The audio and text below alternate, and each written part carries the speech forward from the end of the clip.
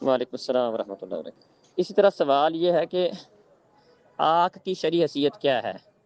بعض اوقات ایسا ہوتا ہے کہ والدین اپنے بچوں کی کسی نافرمانی سے تنگ آ کر اخبارات میں یہ اشتہار نکلوا دیتے ہیں کہ میرا فلاں بچے کے ساتھ کوئی تعلق نہیں ہے، میرا اس کے ساتھ کوئی لینا دینا نہیں ہے، اور نہ ہی یہ میری جائیداد کے اندر میرا وارث بنے گا۔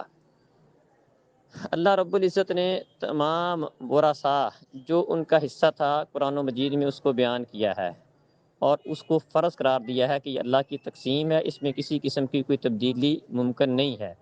تو جس کو جو حصہ اللہ رب العزت نے دیا ہے اس کو کوئی تبدیل نہیں کر سکتا۔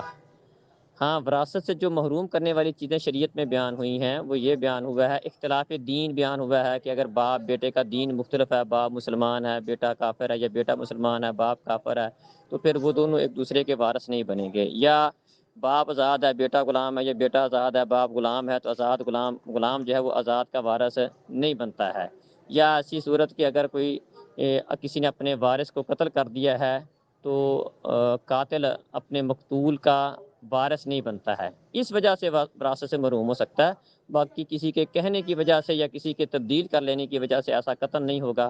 کوئی کہے کہ چلو یہ بیٹا مجھے زیادہ پیارا ہے، اس کو میں زیادہ دے دوں، دوسرے کو کم دے دوں، ایسا بھی نہیں کر سکتا۔ کسی ایک کو محروم کرنا چاہے ایسا بھی نہیں کر سکتا۔ ہاں، وہ اس کی نافرمانی اطاعت والا معاملہ، اس کا اجر و ثواب کے ساتھ اس کا تعلق ہے، وہ علیحدہ مسئلہ ہے، لیکن وراثت سے محروم اس بنیاد پر نہیں کر سکتا کہ فلاں میری بات نہیں مانتا ہے، اس کا بیٹا تو ہے، اللہ نے اس کو اس کی جو وراثت دی ہے اس کو کوئی بھی محروم نہیں کر سکتا۔ لہذا یہ آنکھ شرعاً نہ ایسا کرنا درست ہے، اور نہ ایسا کرنے سے وہ اس کی وراثت سے محروم ہو جائے، ایسا بھی نہیں ہوگا، بلکہ جو اللہ نے اس کو حصہ دیا ہے وہ اس کو مل کے رہے گا۔ السلام علیکم۔